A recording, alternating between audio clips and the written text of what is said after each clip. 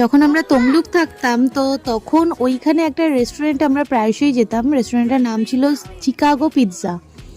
তো ওইখানে গিয়ে আমাদের আর কি ফেভারিট জিনিস ছিল এই কম্বোটা, যেখানে 3টে উইংস আর তার সাথে দিত 2টো চকোলাভা কেক, বেকড পট্যাটো, একটা হচ্ছে তন্দুরি পিৎজা আর একটা হচ্ছে পিৎজা র্যাপ, আর তার সাথে ছিল 2টো কোক। কেমন হ্যালো। কেমন কি কি আছে আজকে, কি কি অর্ডার দিয়েছো একটু আমাকে এক্সপ্লেন করো please. Pizza, pizza, chocolate cake, chocolate cake, wing, choco lava cake, ওটা চকোলাভা কেক, উইংস, কি আলু ভাজা, আলু আলু ভাজা, এটা পটেটো ফ্রাইস, বেক পটেটো বাবা। আর এটা এটা আর এটা কি, এটা what is this inside the box? This inside the box, বক্সের ভিতরে কি আছে বাবাই? ঠিক গো, এরকম ভাবে কেন দিয়েছে?